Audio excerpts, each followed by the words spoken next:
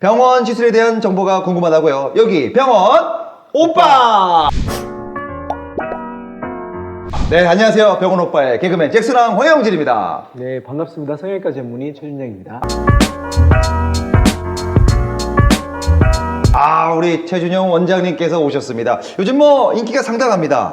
구독자분들에게 이제 피드백이 점점 와요. 그죠? 너무 설명을 잘해 주신다고 구독자분들에게 뭐 감사하다 한번 한 말씀 좀 부탁드리겠습니다. 네. 말씀해 주시죠. 네. 네, 병원 오빠 사랑해주세요. 귀엽습니다. 우리 원장님이 귀여우세요. 예. 자, 우리 원장님, 저희 그 병원 오빠가 이때까지는 뭐 필러에 대한 장점, 뭐 좋은 점만, 어떤 시술만 얘기했는데, 오늘은 조금 여러분들에게 솔직하게 다가가는 좀 시간입니다. 부작용에 대해서 한번 짚고 넘어갈 수 있는데, 이거 어떻게 보면 좀 어떻게 모든 걸 또 까발리는 거 아닙니까?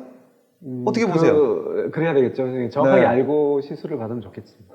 근데 왜 대부분 이거를 그냥 공개 안 하고 하시는데, 여기 병원 오빠는 우리 또 최 원장님께서는 이걸 공개하시네요. 네. 왜냐면 이게 네. 이제 좋은 점만 하다 보면 뭐 이렇게 간혹 가다 보면 약간 부작용도 생기고 뭐 그렇죠. 그러면 이제 안 되니까 미리 다 설명을 하고 시술을 해야 될 것 같습니다. 그래서 구독자분들이 우리 원장님 이런 모습을 좋아하는 것 같습니다. 네. 솔직한 모습, 진정성 있는 모습 저희는 한다는 걸 말씀드리겠습니다. 자, 그럼 우선 필러의 성분에 대해서 좀 알아보도록 하겠습니다. 필러는 뭐 성형시술, 화장품, 관절염 치료제 등 다양한 산업에서 활용이 되고 있는데, 보통 시술에 사용되는 필러는 히알루론산이라는 성분이 바로 필러 맞죠? 네. 네, 이제 필러를 이루는 뭐 성분이 여러 가지가 있는데요. 그 중에서 네. 제일 많이 이렇게 사용하고 있는 게 히알루론산이고, 네네. 뭐 PCL이라는 것도 있고, 네. 뭐 칼슘 필러도 있고, 여러 가지 다양하게 있습니다. 좋습니다. 설명을 조금 더 해주시면 어떨까요? 히알루론산 필러 외에도 어떤 게 있을까요? 네. 일단 제일 많이 사용하는 그 필러 성분은 이제 히알루론산이고요. 히알루론산 장점이 이제 우리가 만약에 넣는데 뭐 마음에 들지 않는다, 아니면 좀 과하다 그러면은 바로 즉각적으로 이제 녹일 수 있는 거고요. 나머지 예를 들면 뭐 칼슘 필러라든지 아니면 PCL이라고 이제 또 성분이 있는데 그것들은 우리가 만약에 녹이고 싶으면 녹일 수가 없습니다. 근데 이제 오래 가기도 하고 좀 이런 장단점이 있습니다. 그리고 뭐 연어 주사 뭐 그런 것도 있던데 그건 뭐예요? 예. 근데 이제 그거는 약간 이제 필러 개념하고 조금 다르긴 한데 피부에 주사를 하거나 도포를 했을 때 피부를 좀 재생하는 역할이에요. 엄격하게 말하면 우리가 보통 말하는 필러 개념은 아닌 거죠. 아니군요. 근데 이제 주사제, 그러니까 피부에 들어가는 주사제 중에 하나인 겁니다. 좋습니다. 자, 저희가 뭐 이제 필러 종류에 대해서 많이 알아봤는데, 필러가 사실 그 상식적으로 생각해 보아도 상당히 위험하다는 느낌이 좀 듭니다. 물론 저는 맞아본 적이 없습니다. 주식 투자를 안 해본 사람이 주식은 패가 망신의 지름길이다 라고 말하는 느낌하고 좀 같은 느낌이라고 생각이 드는데, 원장님이 생각하는 가장 큰 리스크는 무엇일까요? 근데 이제 뭐 모든 게 다 똑같겠지만 일단 그 재료, 예를 들면 필러 어느 회사에 뭐 어떤 필러가 뭐 중요하겠죠. 그것도 중요하고, 그리고 이거 사실은 이제 또 시술하는 그 의사라든지 아니면 시술자가 또 중요하죠. 이 두 가지가 다 중요한 것 같아요. 중요하죠. 그래서 일단 우리가 이제 만약에 소비자 아니면 고객 입장에서 필러를 내가 맞고 싶다 그러면 두 가지 다를 확인을 해야 될 것 같습니다. 두 가지 다 네네. 확인해야 된다. 중요합니다, 이게. 그 두 가지 중에도 가장 중요한 건 뭘까요? 일단 아까 말씀드린 부작용이란 거는 사실은 이제 지금 우리 화두가 되고 있는 건 뭐냐면 이제 필러를 맞았는데 한 두세 달 있다가 좀 붓더라. 붓더라. 아니면 우리가 쉽게 말하는 뭐 염증 반응이 생기더라. 뭐 이런 것들은 사실은 그 필러 자체의 문제거든요. 그 회사가 어떤 회사인지, 뭐 좋은 회사에서 좋은 필러를 만드는 건지, 아니면 뭐 그런 것들을 우리가 조금 선별을 해야 될 필요가 있는 것 같고요.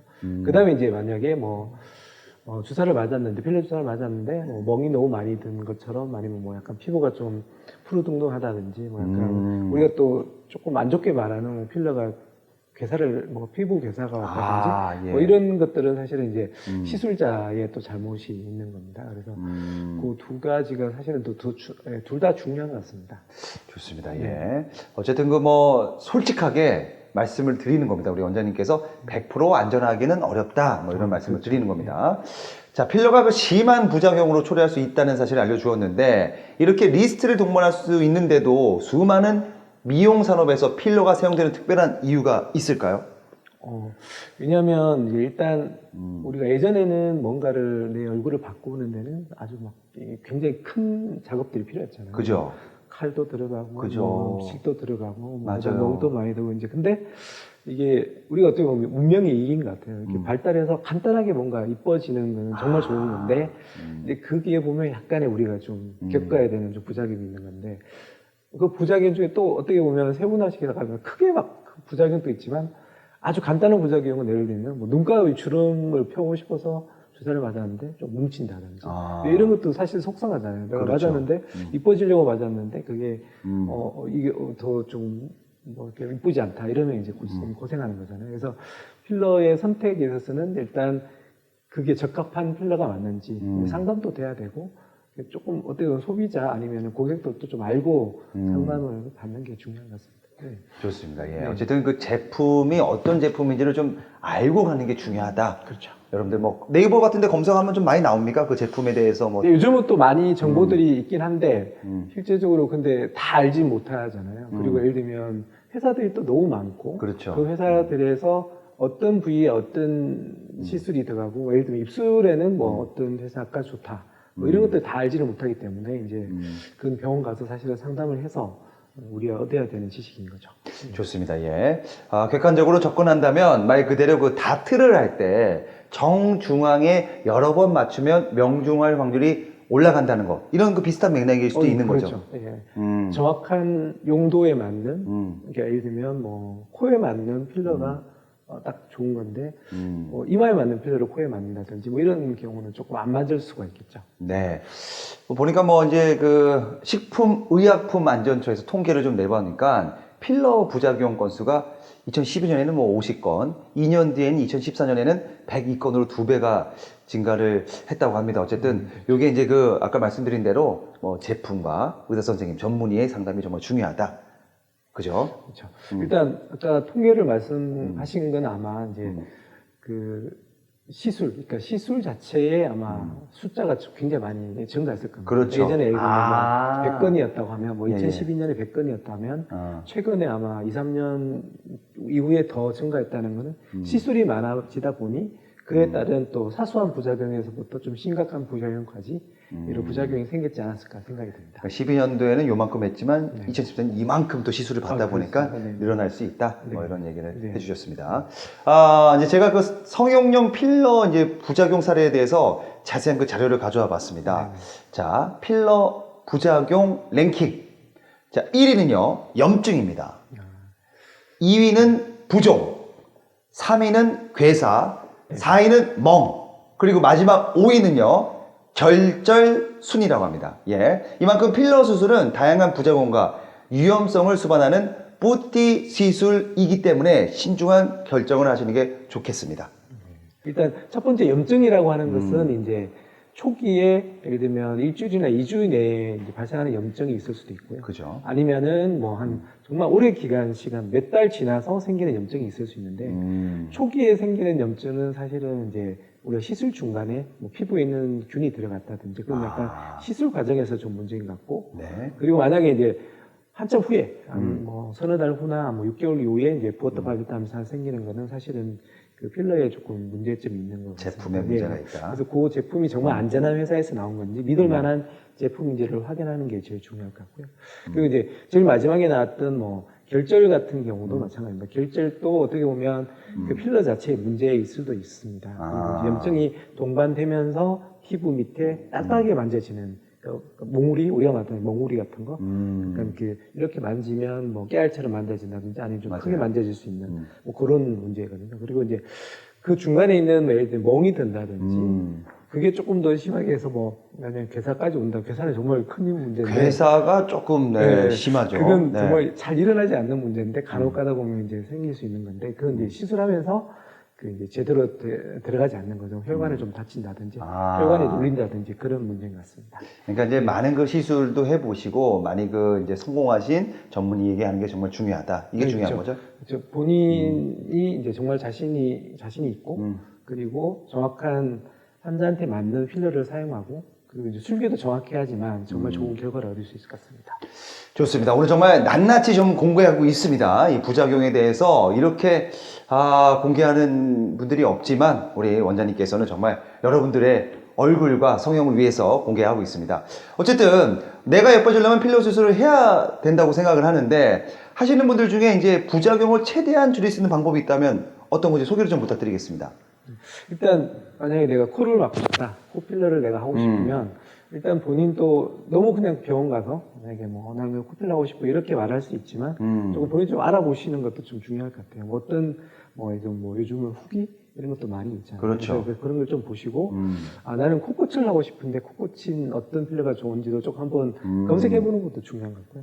이제 그 중에서 좀 약간 경험이 많으신 원장님 찾아가는 게 제일 중요한 것 같습니다. 그래야지만 정확하게 본인이 원하는 바를 이룰 수 있을 것 같습니다. 그러니까 환자가 와서 저는 뭐 좀 공부를 좀 해와서 요런 해주는 게 좋습니까? 아니면 그냥 아무 말 없이 그냥 원하는 대로 해주세요 이게 좋습니까? 어떤 게 좋으세요? 근데 사실은 저희 뭐 병원 입장에서는 그냥 너무 많이 또 이렇게 알고 오시면은 좀 약간 불편한 부분도 사실 솔직하게 너무 많이 알고 뭐 이렇게 해줘 이렇게 요구가 그러면 좀 많으니까. 불편한 부분도 있긴 한데 네네. 일단 어쨌거나 사실 믿음도 중요하긴 한데 어느 네. 정도는 본인도 좀 이제 만약 몸이 전혀 안 된다 이렇게 오면은 좀 곤란하죠. 아, 몸이라도 그렇죠. 될 수도 있는 거고. 예. 약간 또 뭐 예를 들면 시술하고 나서 나 오늘 저녁에 술을 마셔야 돼요. 그리고 담배를 많이 피는데 네. 뭐 이런 이제 약간 안 맞는 행동들을 하시면 사실 부작용이 생길 수 있는 거잖아요. 그런 지식을 너무 많이 갖고 오면 힘들다 그런 거죠. 어느 정도의 이제 그 내가 맞는 게 어떤 건지는 괜찮지만 좋습니다. 개인적으로 뭐 리스크가 없는 것도 이상하다고 생각을 합니다. 운전도 언제 어디서 들어 바칠지는 모르지 않습니까? 저도 오늘 자차를 이용해서 왔거든요. 그러니까 가볍게 생각하다가는 부작용의 주인공이 내가 될 수 있기 때문에 이 필러는 좀 조심해야 되고 조심해야 된다. 이게 가장 중요한 거겠죠. 그렇죠. 많이들 시술을 하지만 실질적으로 또 아까 말했죠. 시술 건수가 많아짐에 따라서 또 약간 부작용도 좀 같이 올라가는 것 같습니다. 그래서 그걸 줄이려면 아까 말씀드린 정확하게 시술할 수 있는 원장님을 찾는 거랑 그리고 정말 안전한 필러를 내가 또 선택을 해야 되는 거랑 또 병원에 추천하는 것도 또 서로 상의를 해서 고민을 해봐야 될 것 같습니다. 우리 그 원장님께서는 워낙 그 말씀을 좀 뭔가 착하시고 뭔가 좀 말씀이 좀 이렇게 너무 부드러워 목사님 같으세요 진짜. 편안하셔갖고 이제 그 상담 받으면 되게 좋아하실 것 같습니다. 아, 예. 네, 감사합니다. 네. 예. 어쨌든 뭐 저는 그 원장님의 여기 저 사막이 점을 뺐는데 아주 너무나도 상담을 친절하게 해서 너무 예. 감사합니다. 마음이 진정이 됐습니다. 어쨌든 네. 마지막으로 이거 뭐 이렇게 필러로 고민하시는 분들에게 뭐 좀 뭐 꿀팁이나 아니면 뭐 하고 싶은 얘기, 뭐 부작용에 대해서 고민하시는 분들 얘기해 주시죠. 네. 필러는 정말 간단하게 시술해서 정말 큰 효과를 볼 수 있지만 너무 또 이렇게 쉽게 생각할 부분은 아닌 것 같습니다. 그래서 정확한 상담과 그리고 이제 좋은 병원을 찾는 것이 중요할 것 같습니다. 네. 자, 오늘은 말이죠. 필러 부작용에 대해서 얘기를 나눠봤는데 쉽게 할 수 없는 얘기지만 우리 JY 우리 최준영 원장님께서는 솔직하게 여러분들에게 얘기해 줬습니다. 여러분들의 얼굴이 중요하기 때문이죠. 그런 느낌이시죠? 네, 당연하죠. 네. 소중한 피부, 소중한 얼굴입니다. 네. 어쨌든 너무 감사드리고요. 저희는 인사를 드리겠습니다. 지금까지 병원 오빠의 개그맨 황영진이었고요. 네. 예, 성형외과 전문의 최준영이었습니다. 지금까지 병원 오빠!